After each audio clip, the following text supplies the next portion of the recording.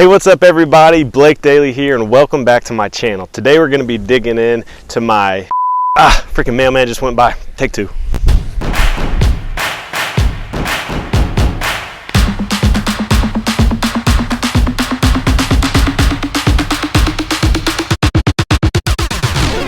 Hey guys, welcome back to my channel. It's Blake Daly here, and today we're going to dig into the details of one of my residential BrrrrBNB homes, talk about how I'm going to clear $100,000 on it and how it made $3,000 a month in the meantime. But before that, I just got off work, came from the Air Force Base, so I'm getting something more comfortable.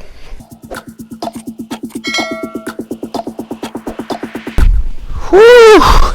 Man, that is so much better. So I was coming straight from work today, so had to improvise a little bit, and it is sweltering here in Florida. But anyway, I want to take the opportunity to go over this property right here. This was one of our first BrrrrBNBs. I bought it, managed the renovations. Nicole did all the interior design and decorating, so we really bootstrapped this one and started from just an old ugly house. So we did this before we even put the BrrrrBNB strategy name to it. We just knew we were doing the Burr strategy and then converting them into short-term rentals, so kind of put that framework to it to give an idea of the actual strategy that we're doing. And this is a really special all right, take four. This is a really special property for me because this is the property that allowed my net cash flow after all the expenses to be greater than my W-2 income as an Air Force officer. You just saw me in my uniform. This was the one that did it, passed that threshold for me. So that was really big, as an early investor about a year in.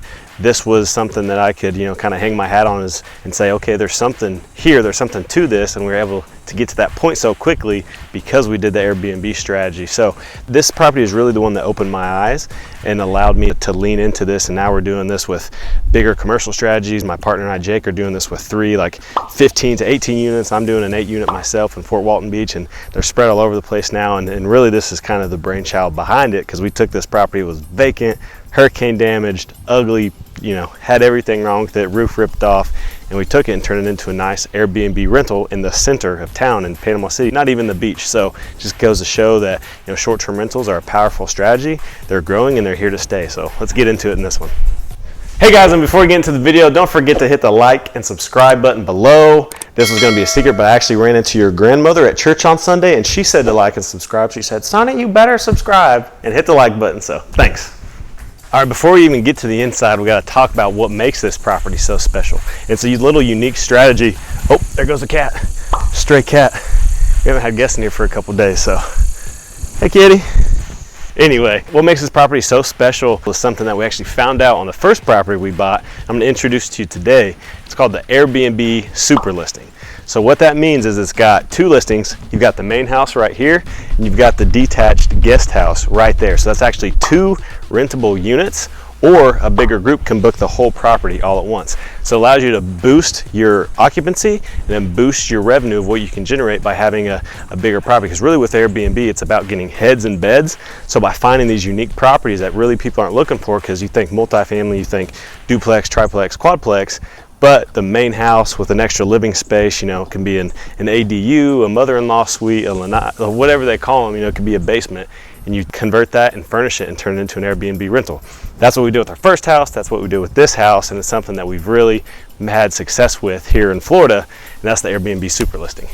And just a little side note here, this property is actually for sale. Shout out to Kane getting the listing up. But we're going to get into that in just a second. So let's go check out inside. So it feels about 1,000,000 times better in here with the AC on. It is dead summer in Florida right now and so muggy, so humid. So it feels like a little oasis in here. No pun to the decorations my beautiful, awesome wife put together. So let's get into this bad boy.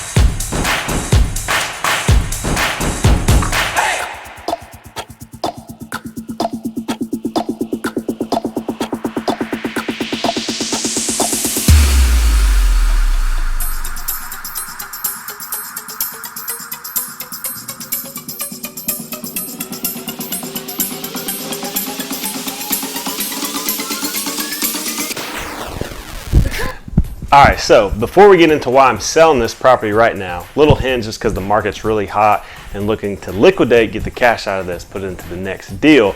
But before we get to all that, let's just talk, shoot.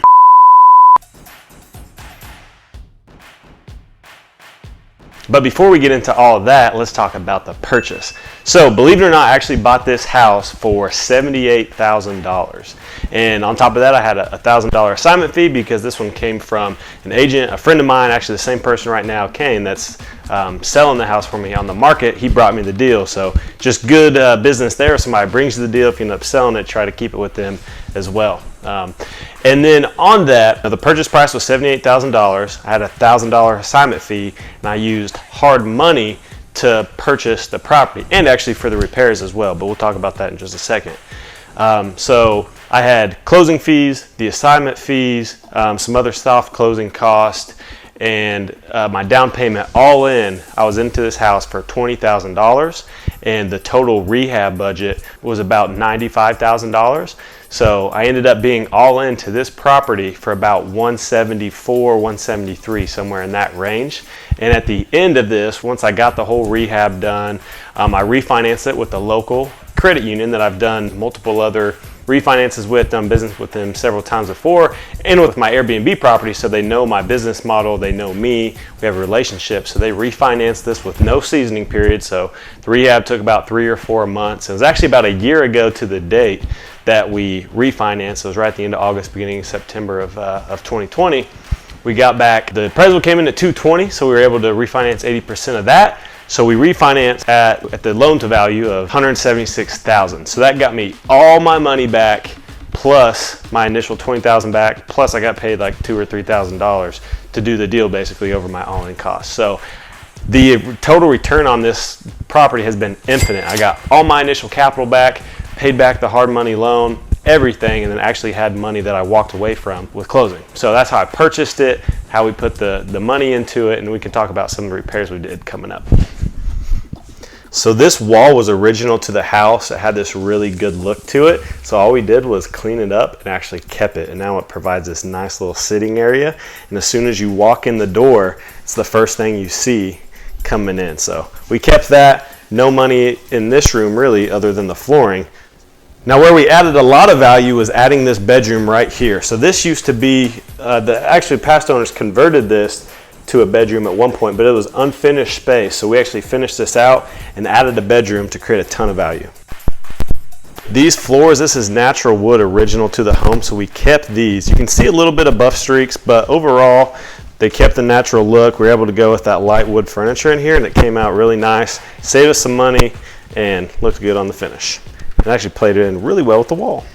Now this is kind of a weird angle to shoot, but this bathroom was where we were also able to create a lot of value on this rehab. This is a very tight space. This doorway used to be even smaller than this, and you walked in and there was this boxy shelf right here. So I knew that because this is the only bathroom in the house that we really had to utilize this space. So we knocked out that shelving, opened up this door frame, and added a double vanity because it's got 3 bedrooms, 2 beds in one, so it sleeps a total of 2, 4, 6, 8 people in just this house portion before we even get to the guest suite. So I knew that with 8 people in here, you're gonna have to have that double vanity, you know, somebody being able to get ready while somebody's brushing their teeth. Really just adds utility to the space, and without this, could you imagine just one little sink in here and 8 people all trying to get ready in the morning? It takes me back to growing up, so that was not what I wanted in here. And then other than that, we just got new fixtures and painted this space, got a new toilet, and then refinished the caulk molding and the tile around the shower. We also kept this wood wall the same kind of the matching that's in the other room, and kind of try to preserve as much of the unique features of this house as we could. All right, now as important as heads and beds are, we didn't want to go overboard with this house. We've got a lot of space that you can't see in the camera behind this. This is the big master bedroom, but we went with a king bed here to make this the master suite. There's a desk right there, workspace. This was in COVID time, so we knew telework was a thing, so we wanted to have those unique features that people are going to feel comfortable and be able to stay here for different reasons, whether it's business travel, military travel. We've got 2 bases in the area, so I wanted to cater to those guests and not really just cram this with, another 2 beds or even 3 beds based on the space. We wanted this to be kind of that dedicated where mom and dad would sleep on vacation, right? Where, you know, Sally would come in to do some work if she needed to. So that's the way we went with this space. And then this is all Nicole's decoration. So it came together nicely in here. So this right behind me is the furnished guest suite. So this is a completely separate living space. It's got its own hot water heater, AC unit, it's got its own full kitchen, it's got a bathroom, it's got everything. And it's just an open studio space here. It's even got its own laundry room and that door right there. So it's a studio with a full kitchen, full bathroom, really nice stand-up shower. It's a really good space and added a lot of value to this home. It's extra finished square footage. It's got extra utility from a rental perspective, or if you know, a home buyer like we're selling now in the market, if they want to purchase it, it can be a grandmother or actual mother-in-law staying back here. So it gives it a lot of utility, and for us, making it a super listing, it was a no-brainer adding it to the income. This, however, was why our rehab budget was so high. I double-checked, I fact-checked myself, and it was actually $75,000 and really $95,000 total on the CapEx side with furnishing, with all this, with the hard money cost. So total was 95 and the rehab portion was 75. But in this, we put new roofs on both buildings. That obviously takes some money, but needed to get done. It actually had a foundation issue out here as well, and we put piers underneath, like 14 spots all around the back of the house. Got it lifted back up. But since we've had it, it's been a really great operator. And since we've had it, it's been a really good operator. Now I want to get into the financials with you. Oh, I was going to show you the guest suite, but right as I opened the door, I realized that there was guest things in there, as bags on the floor, shoes, so I did not check the updated calendar. All right, so back here in the main house, and I wanted to talk about the financials of this deal. So I'm going to put it off here to the side so you kind of have a visual to see what I'm saying. So all in, it grosses on average throughout this 2021 from January until now has averaged about $6,400 of gross income, right? So you talk about what's it actually cash flow. That's a good number per month, especially in this area, because the long-term rent would be about $1,900 as a single family. And if you rent it out both separately, you might be able to get to, $2,200 a month. So to be bringing in $6,500 on a gross annual average is pretty good, right? So let's get into the actual cash flow of that, because what most Airbnb investors or short-term rental investors would have you think is that you would take out your mortgage from your gross income, and right, that's your cash flow. I'm very much more on the real estate side than I am just the pure Airbnb. So I'm gonna give you guys the actual full net numbers after Wi-Fi, after lawn care, after everything. So the mortgage is $975 a month. Then we've got our taxes and insurance. The taxes were in the $1,200 range, and the insurance was around $1,500 a year. So you break those out over the month. So with that right here, you see what your net income would be right after mortgage, taxes, insurance, because those are your only expenses, right? Oh, I gotcha. This is wrong again. So this is where you want to take out all your actual expenses. I'm going to put them here. You've got things like maintenance, your CapEx, right? We had a water heater that busted. That's a big capital expenditure item that usually lasts 10 years. That went out. So what's that come out of? That's an actual cost of owning and operating real estate, right? So you got that. You've got your property management. You can see here I pay about $1,200 a month because it's 20% of my gross number. And if you wanted to self-manage, you could absolutely add that back to income as yourself. But for me personally, I wanted to be not exactly passive, but I wanted to put my portfolio on autopilot that I had so I could go out and get more real estate and grow and get into bigger commercial deals, which is all worked out, and that's exactly what we're doing, right? We're doing this on 15-unit commercial deals, and we're renovating motels and lodges that have 15 or 18 units and doing this on a much bigger scale. So this, $6,000 a month is going to be per unit now on these other deals, which is a really exciting thing to think. So we're going at a bigger scale, and that's because I was able to pay this out to focus on other things. But after the property management, you also have things like lawn care. You have Wi-Fi. In Florida, we got a lot of bugs and all that kind of thing. So you've got pest control and all those expenses, and that equals your total expenses. Your mortgage, your taxes, your insurance, all these other, your maintenance, your CapEx, all those are your total expenses. At the end, you get your net number. And this is a really good deal, right? This is $40,000 of cash flow that we got in the last year. So this is 1 year's time. I said we operated this as a short-term rental for full year, breaking that out, we got $40,000. So this is a great deal, right? And that's what allowed me to grow as well, taking that $40,000 and putting it into things like, podcast editing and video editing and hiring virtual assistants and putting it into marketing to get those kind of bigger deals that we're doing now. So having business income with these Airbnbs is a lot higher. You're able to use that to grow. So I say all this to give a real look into what you could expect to bring in on a month, on a yearly basis with a deal just like this. So I like to give the real, the insight to it. These are actual numbers I pulled today in preparation from this because I wanted to give you guys that kind of insight because I think it's important. I didn't want it to be some, just lure to have you guys click on this. But as you can see, it's actually like $3,200 of cash flow per month on an annual average. Of course, that's going to be lower in January and December, higher this time of year, June, July, August. But that's the annual average number. So hopefully that little piece was helpful. And now you might be asking, why would you sell it if you're making $3,200 a month? So let's get into that.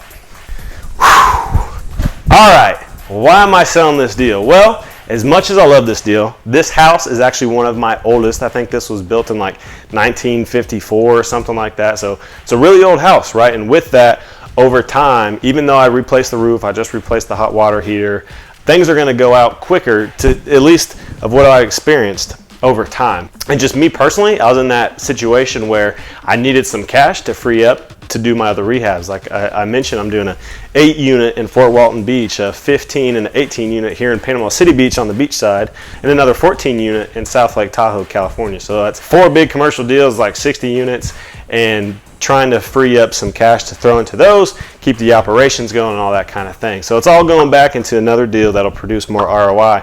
But for right now, spending that $3,200 a month in cash flow, right, is kind of thinking about it as the opportunity cost, taking that's going to achieve me something that's 3x of that with these bigger properties, or maybe 4 or 5, 6x of that. It made a lot of sense to liquidate this one, and I just had to pick one of my babies to sell, and this is the one. This is kind of like, if I had to pick, probably the redheaded stepchild of the bunch, so just getting out here. But all in all, it's been a really great property. Sad to see it go, but now to the sales side of it. All right, so I told you guys I was all in. The new loan was at about $176. I think I owe, it was only a year ago, so not much principal has been paid down. I think it's still in that like $174 range. And now we've got it listed right now for $299, and we've already got 4 showings set up, a lot of action at that price because it's a good price point. It's got the additional bedroom, it's got the mother-in-law suite, and it's been rehabbed. It's a good-looking property, right? And if they want it, they can have it fully furnished because I don't want to have to sell all this on Facebook Marketplace.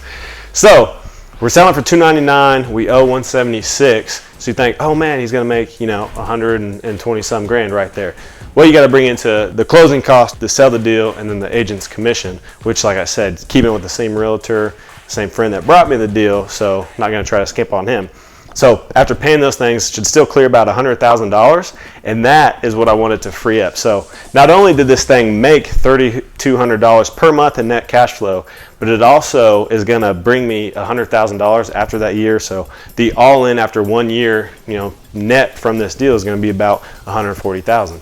And that's what's exciting about this strategy, right? Is in 1 year's time, you got $3,000 a month of cash flow, $3,200 a month, and to get $40,000 a year that you can apply to growing your business, and then have one big chunk that's $100,000, put that into the next property. And all this was held over a year, so it's taxed at long-term capital rates, which is not taxed as heavily as a flip. So just holding on to it, and if I wanted to put this property into purchasing another property, I could actually 1031 exchange it and defer those capital gains, but because I'm putting this into like the renovations and the capex of my properties, unfortunately I can't do that. But still an awesome deal, and I just wanted to illuminate to you guys through walking through and all that what's possible, just kind of see how everything's set up and put this strategy into tangible terms, right? This is a $78,000 house. So that's, when you think about it like that, not a lot of money to pay for something that is going to put $3,200 a month net in your pocket, and after a year give you $100,000, right? It's like the house just writing you a little check.